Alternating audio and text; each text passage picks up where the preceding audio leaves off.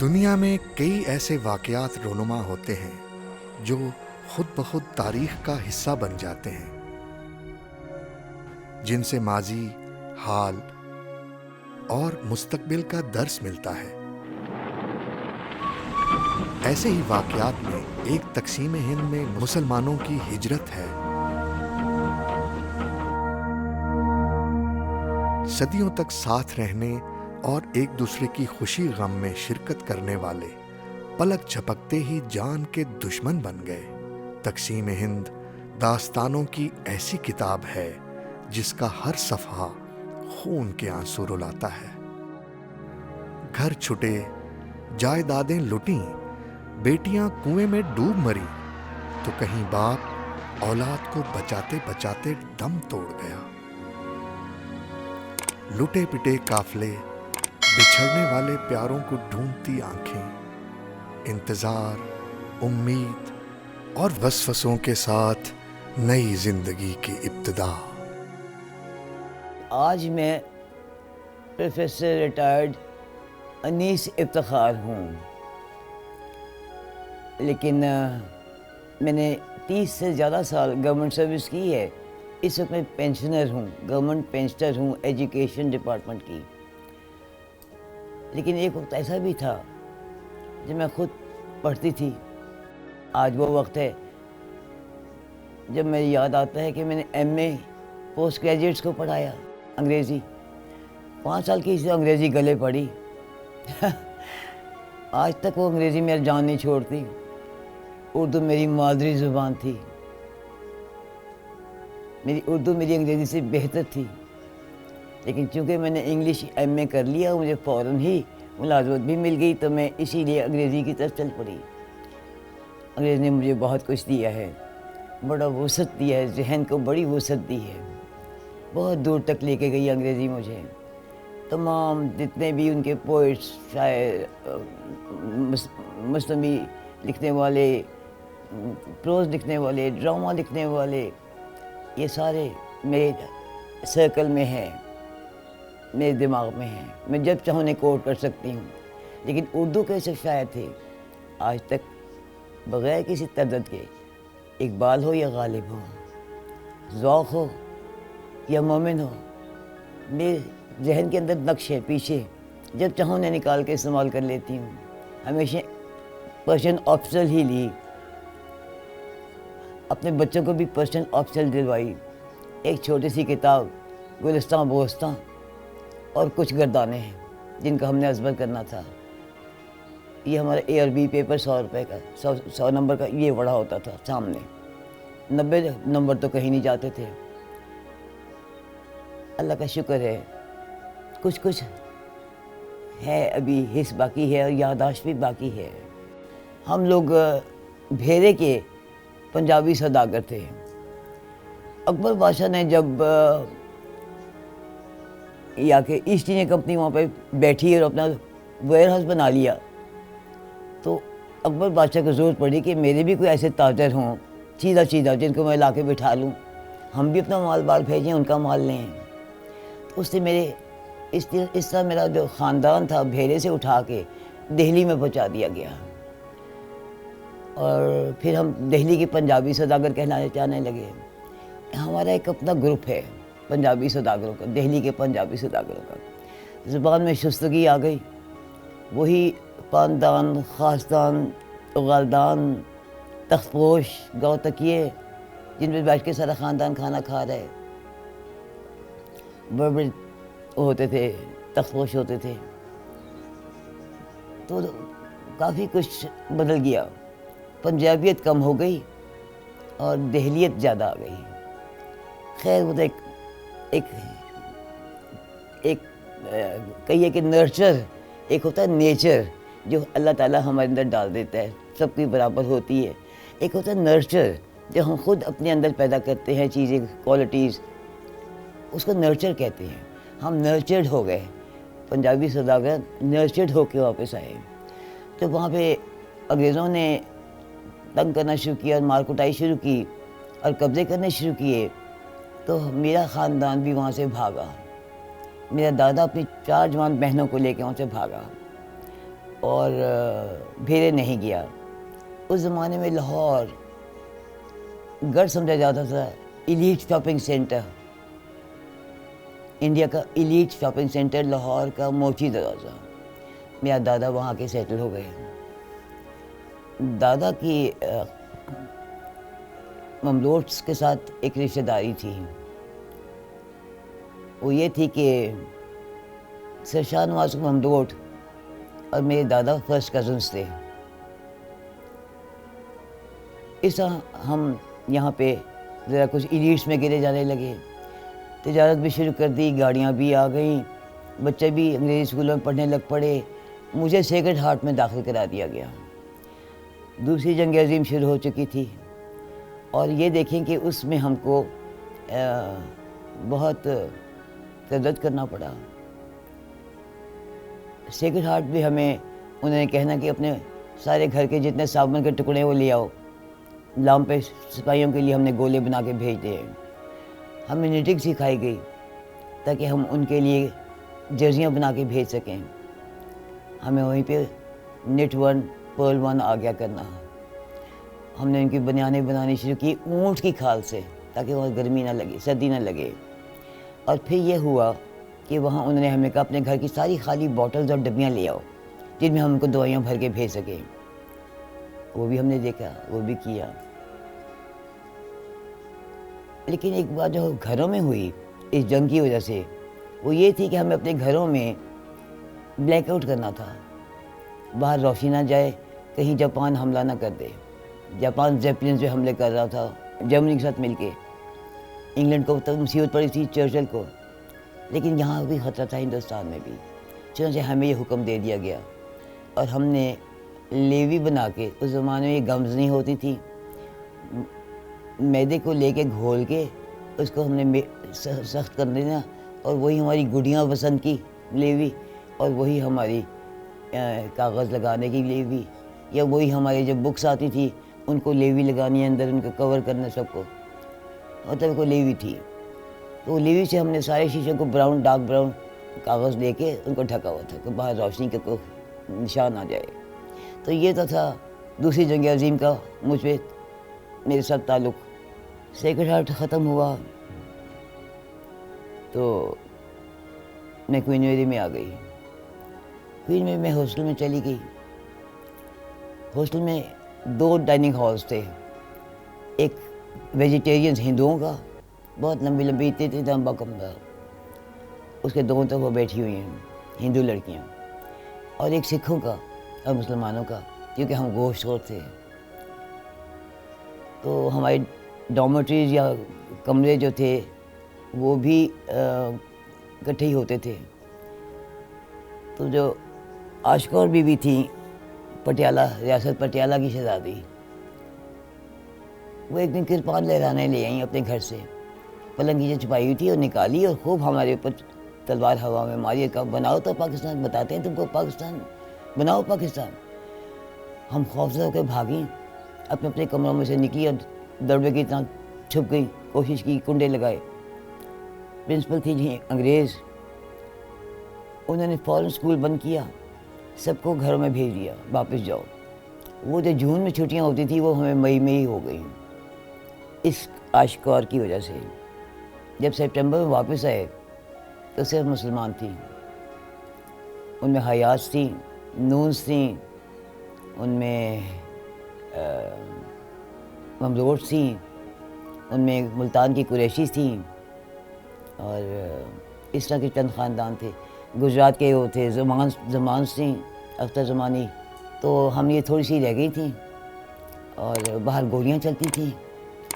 ہم اوپر جو کمرہ باہر گلی سڑک کی طرف تھا, باہر بڑھاؤ والا کمرہ ہے کوئین میری کا, اس میں انہوں نے ہم کو رکھ دیا.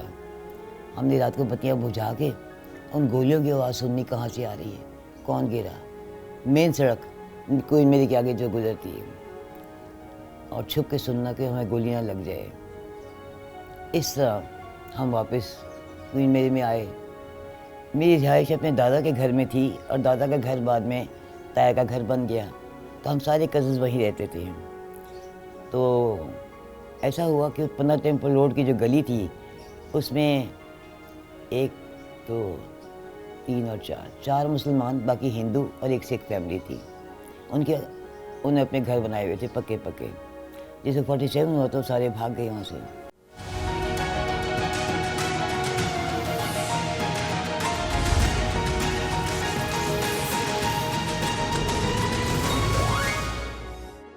پہلا جو سا لاہور میں کیس ہوا وہ برکت علی کا بیٹا انور وہ غائب ہو گیا. انہیں غائب کر دیا، ہندوؤں نے مار ڈالا. تو پہلا کیس تھا لاہور کا. ہم سن رہے تھے کہ بنگال میں یہ ہو رہا ہے یا وہاں فلانی جگہ ایک بار کٹائیاں ہو رہی ہیں، فلانی جگہ کچھ تو خون ہو رہا ہے، لیکن لاہور کا یہ پہلا واقعہ تھا. سامنے رہتے تھے سر عبد القادر سڑک کے سوار، اور وہ بھی ایم این اے تھے، اس کے پارلیمنٹ کے ممبر تھے. تو ملک برکت علی کی دین تھی یہ. اور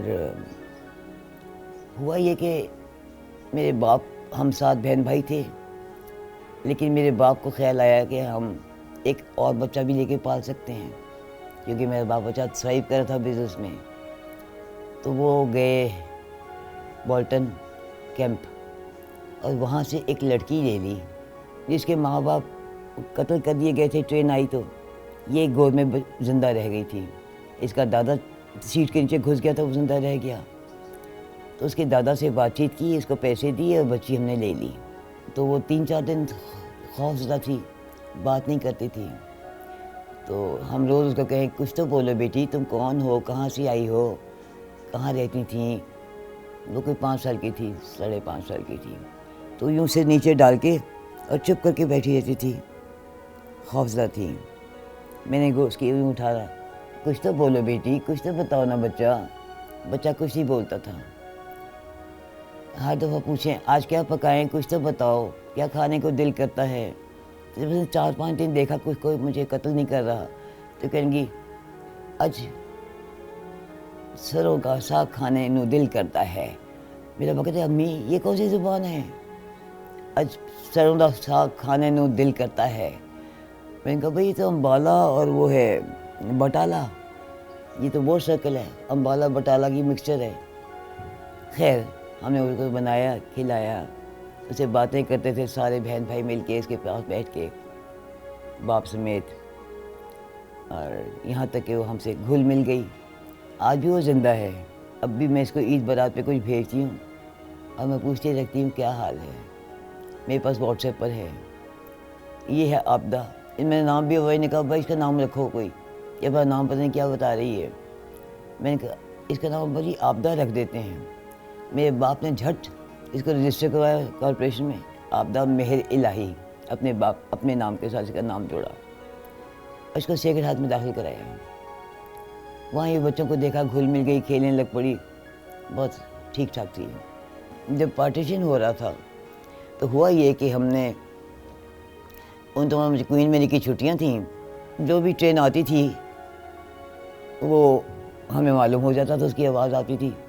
جو ہمیں ساتھ گھر میں لاؤ تھا اٹیچڈ، وہاں پہ میں بھی اسی اپنی بہن کے گھر گئی ہوئی چھٹیاں گزارنے. تو میں دیکھتی تھی کہ جب ٹرین کا وقت ہوا ہے تو دھپڑ دھپڑ کی آوازیں آ رہی ہیں. مسلمان ان کی مدد کرتے تھے، بتاتے تھے کہ ٹرین چلی آ رہی ہے، بھاگو نکلو اور چلتی ٹرین میں چڑھ جانا تاکہ تم بچ جاؤ. تو ہندو اور سکھ یوں بچ کے بھاگتے تھے. تو ہمیں پتہ چلتا تھا، چیکوں میں سے ہم دیکھ رہے ہوتے تھے ہندو سکھ بھاگ جا رہے ہیں اور ٹرین پکڑنے کی کوشش کر رہے ہیں. ٹرین آئی کھڑی ہے، چلتی ٹرین میں انہوں نے چھلانگ مار دینی ہے اور چڑھ جانا ہے کسی طرح تاکہ وہ ٹرین جائے ان کو تو کہیں اور لے جائے، یہاں سے نکل جائیں. کچھ عرصے کے بعد ہمیں احساس ہوا کہ میری بہنوئی کو ٹرانسفر کا آرڈر آ گیا ہے کہ آپ نے وزیر آباد سے جا کے اور لاہور کے ہاسپٹل میں بلڈ بینک کا چارج لینا ہے. بلڈ بینک بالکل نئی چیز تھی پاکستان میں، کوئی بلڈ بینک کا کہ ایک کا خون دوسرے میں ڈال سکتے ہیں، اس کو میچ کر سکتے ہیں، اس کو زندہ رکھ سکتے ہیں. تو ہمیں وہاں 6 ڈاکٹرز کو رہائش ملی جن کو 24 گھنٹے جب بھی چاہو بلا سکتے تھے. کبھی رات کو 2:30 بجے کیس آ گیا، کبھی صبح کیس آ گیا، کبھی آدھی رات کو کیس آ گیا، کبھی شام کو کیس آ گیا. تو he has to be on duty all the time. کیا ہم جب وہاں پہنچے، کیسے پہنچے؟ سوال تو پہنچے کیسے؟ ہمارے لیے ایک فوجی ٹرک آیا اور ہم کو گاجر مولی کی طرح اندر تنا سب کو. میری بہن کے بچے تھے, میرا بہنوئی تھا, میری بہن تھی, میں تھی, ملازم تھے, اور سامان تھا کافی سارا سارے گھر کا, صوفے یہ وہ لٹرم پٹرم جو کچھ بھی تھا اندر تنا. اور پیچھے چرپائیاں کھڑی کرتی, ہماری چرپائیاں جو تھیں گھر میں والی وہ پیچھے کھڑی کر دی گئیں تاکہ کسی کو دکھائی نہ دے کہ اندر کوئی ہے. اگر ہندو یا سکھ کو حملہ کر بھی دیں تو یہ بچے رہیں. اور فوجی ٹرک تھا, اور اس نے راتوں رات خاموشی میں کرفیو میں گزرنا تھا, کرفیو لگا ہوا تھا, تو فوجی ٹرک ہم کو لے کے آیا. جب ہم گزرتے تھے تو ادھر ممٹیوں پہ سکھ کھڑے ست سری اکال کا نعرہ مارتے, تو اس کے مقابلے دوسری طرف وہ کھڑے مسلمان اپنے کوٹھوں پہ کلمہ شریف کے نعرہ مارتے. یہ مقابلے چل رہے تھے, ان کے بیچ میں سے ہم گزرتے ہوئے ہو کے آئے خطرناک حادثہ رات کے اندھیرے میں. صبح انہوں نے ہم کو اسپتال میں اتارا اور ٹرک واپس ہو گیا اور کہا جی آپ کا گھر ہے. گھر بہت اچھا تھا, انگریزوں کے زمانے کا بنا ہوا گھر تھا, انگریزوں ہی کے لیے بنا تھا. وہاں ہم 47 سے لے کے اور جب تک میری شادی نہیں ہوئی 1954 تک آخری رات بھی میں نے وہیں گزاری اپنی بہن کے ساتھ. جب چھٹیاں ہوتی میں آ جاتی تھی, اور جب بہن لاہور ہی میں آ کے سیٹل ہو گئیں تو میں ہاسٹل سے نکل کے ان کے پاس آ گئی. ان کے بچوں سے کھیلنا, ہوم ورک کروانے, باتیں کرنی. بچے چونکہ آئے تھے پنجابی اسٹیشن سے, ان کو پنجابی آتی تھی, اردو نہیں آتی تھی, تو میں ان کو اردو سکھا رہی تھی. اردو میں بات کرتا میں بولوں گی ورنہ نہیں بولوں گی, کیونکہ اردو میری گھٹی میں تھی. تو ایک دن میں اوپر چڑھی کالج سے واپس, اور میرا بہن کا بیٹا نیچے بھاگ رہا. تو میں کہا کہاں جا رہے ہو, کہاں جا رہے ہو؟ میرا بال ڈاکٹر نذیر کی باڑ کے بچ بڑھ گیا ہے, میں وہ لینے جا رہا ہوں. میں کہا کیا کہہ رہے ہو تو یہ کیسی اردو ہے؟ میرا بال ڈاکٹر نذیر, نیچے ڈاکٹر نذیر تھا ہاسپٹل کا انچارج, ڈاکٹر نذیر کی باڑ کے بچ بڑھ گیا ہے, میں وہ لینے جا رہا ہوں. اوپر سے بال گر گیا تھا. تو ہنسی کی باتیں بھی ہیں بیچ میں, خوشی کی باتیں بھی ہیں, اور مشکل باتیں بھی ہیں. تب میں انیس مہرلائی کہلاتی تھی. جب کنیٹ سے فارغ ہوئی 53 میں, تو میرے باپ نے کہا ایم اے کرو تو بات ہے. کہا ہاں بجی اردو میں کرتی ہوں نا, مجھے شوق ہے, میرا سارا پیچھے سارے آتھرز میں یوں انگلیوں پہ ہیں. کہا نہیں کرنا ہے تو انگریزی میں کرنا ہے. تو چنانچہ میں اسی کالج میں داخل ہوئی 53 میں. 55 تک میں کلاسز کی, درمیان میں میری نکاح بھی ہو گیا, شادی بھی ہو گئی, بچہ بھی ہو گیا. تو جو ہیڈ آف ڈپارٹمنٹ سے میرے دونوں ڈاکٹر ویلٹی اور ڈاکٹر شیٹس, انہیں کہا this is going to be a child we are going to adopt, we are going to be his godfathers. So godfather بن گئے اس کے بڑے بیٹے کے. وہ بعد میں آج کل امبیسڈر ریٹائر ہوا ہے. 1940s کی بات ہے. اس میں یہ ہوا کہ خضر ٹیوانا انگریزوں کا پٹھو تھا. ہم نے جب بعد میں گھر بنایا, اس کی دیوار کے بعد خضر ٹیوانا کا گھر تھا. بہت علیحدہ بات ہے. ہم اوپر سے اپنی کھڑکیوں سے اس کے باغ دیکھ کے خوش ہوا کرتے تھے. لیکن یہ کہ وہ خضر ٹیوانا انگریزوں کا پٹھو, اور انگریز نہیں چاہتے تھے کہ قائد اعظم, تب قائد اعظم سے محمد علی جناح لاہور آئے یا یہ جلسہ جو ہے اس میں شریک ہو. انہوں نے ایک دن پہلے احراروں کو مار ڈالا. میں نے احرار بھی دیکھے ہیں. احرار کون تھے؟ کفن پہنتے تھے, بیلٹا یہاں رکھتے تھے, اور اپنا جتھا بنا کے نکلتے تھے, اور اپنے ہمارے سیکرٹ جاتے تھے اسکول, ٹانگوں میں تھے, ہمارے ساتھ ساتھ نکل کے آ رہے ہوتے تھے, لیکن ہمیں کہتے کچھ ہی تھے.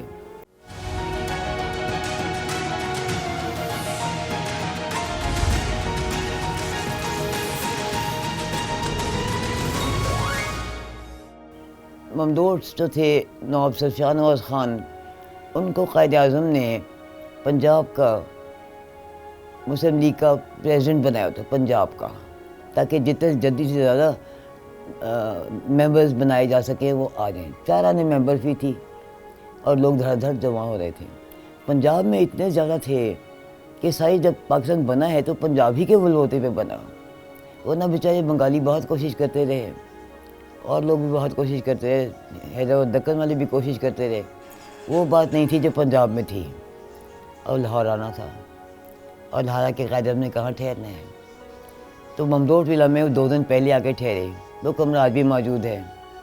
ان کے انٹرنس جو ہے جیسے اس کے ساتھ ایک ایلکو ہے کافی بڑا جس میں ایک بیڈ آ جاتا ہے، ایک ٹیبل آ جاتی ہے، آج بھی موجود ہے. وہ میموریز کے طور پر آپ جائیں ممدوٹ ولا، آج بھی آپ کو دکھا دیں گے. وہ وہاں پہ قائد اعظم کا آفس بنایا گیا، اور ان کے لیے جو کمرہ تھا اس کے بیک پر تھا.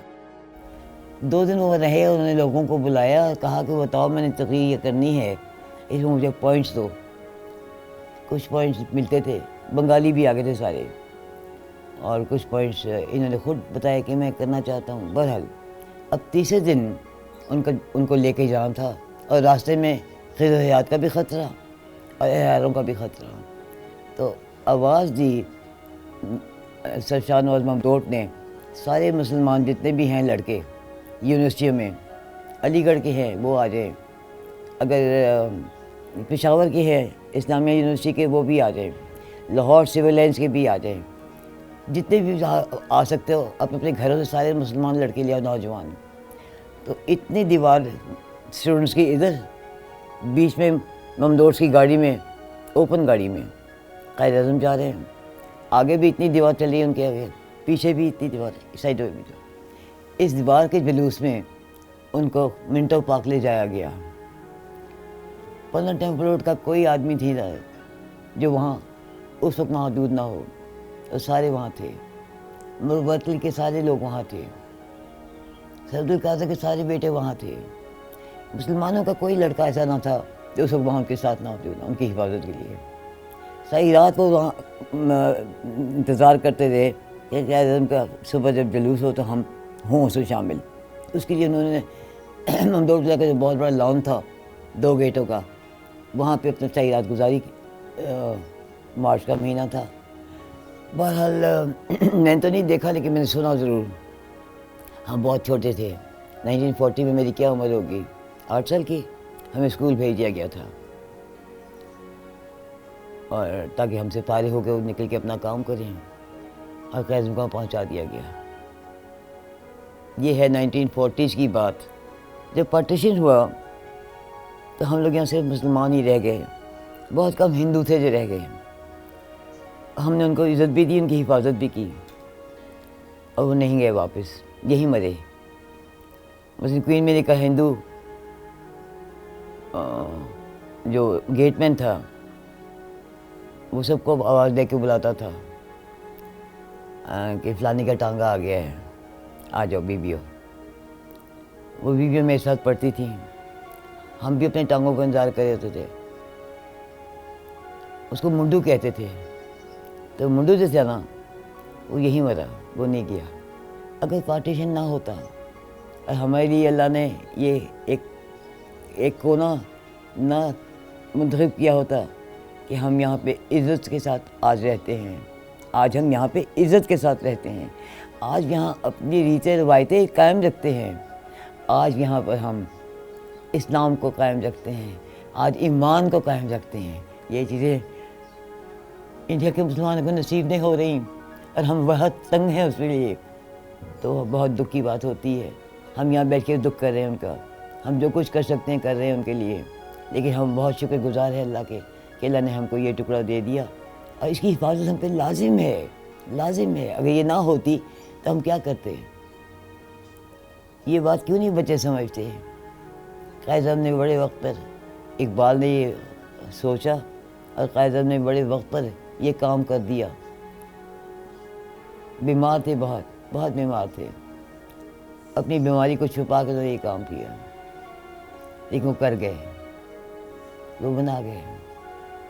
لیکن ریڈ کلف نے پھر اپنا حساب کیا، ماؤنٹ بیٹن اور ریڈ کلف نے مل کے وہ جو قائد اعظم کو نقشہ دکھایا تھا کہ یہ ہے آپ کا نقشہ، یہ ہے اتنا حصہ پاکستان ہے، اس میں بٹالہ اور امبالہ پاکستان میں تھے، امرتسر پاکستان میں تھا. انہوں نے کیا کیا، راتوں رات ماؤنٹ بیٹن نے ریڈ کلف کے ساتھ مل کے اندر خانے وہ ساری نقشہ بدل دیا، اور لکیر کہیں کہ کہیں مار کے وہ حصہ اپنے پاس لے گیا. ان کا راستہ بن گیا کشمیر جانے کا، ان کے پاس کشمیر کا کوئی راستہ نہیں بننا. یوں کشمیری ہم سے علیحدہ ہو گئے. یہ امرتسر بھی جا رہا ہے، ورنہ امرتسر والے لوگ نہیں تیار تھے کہ یہاں پہ پاکستان میں ہم پاکستان ہیں. امرتسر کے مسلمان جو تھے وہ تو سمجھ رہے ہم پاکستان ہیں. بچوں کو کیسے بتایا جائے اس کی اہمیت، اس کی سلامتی؟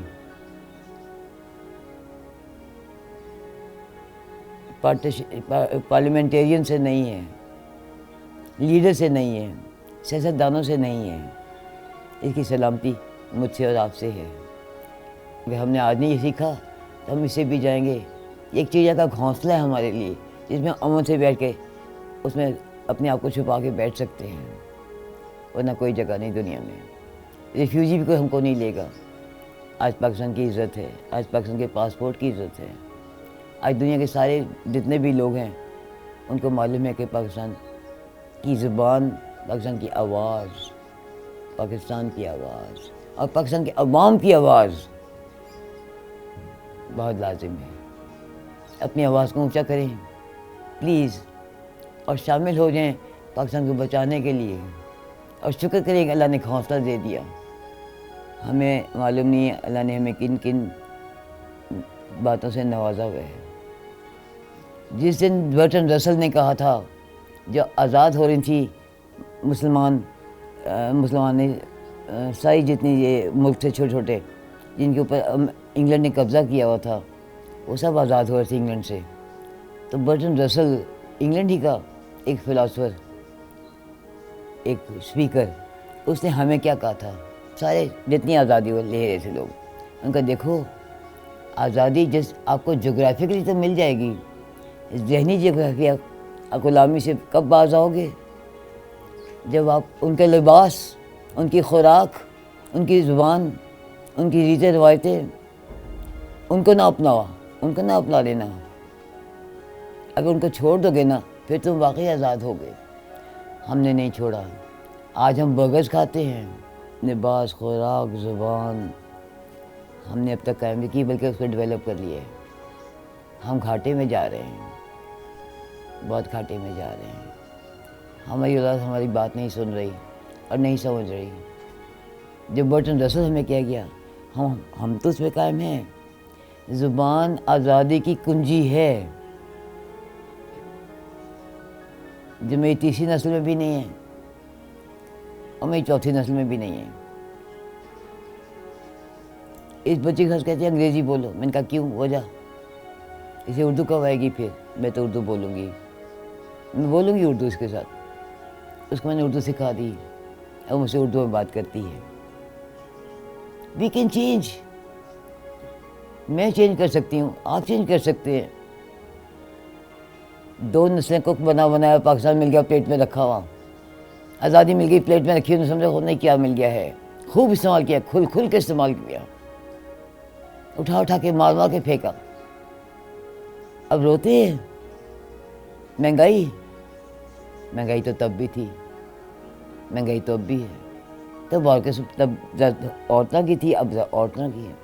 ہمیشہ ہماری تنخواہ 1.25 تولہ سونا، جو سونے کا بھاؤ ہوگا اس میں ہماری تنخواہ اتنی ہو جائے گی اس سال. کبھی آپ کو پتہ لگا اس بات کا؟ آپ کو جو تنخواہ مل رہی ہے اپنے دفتر سے یا اپنے جو بھی سرکاری دفتر ہے یا پرائیویٹ دفتر ہے یا آپ کا، آپ اپنے نوکروں کو جو دے رہے ہیں 1.25 تولہ سونا، اس کی آج کیا قیمت ہے بازار میں، اتنی تنخواہ کو دینی پڑے گی آپ کو. پھر مہنگائی نہیں ہوگی.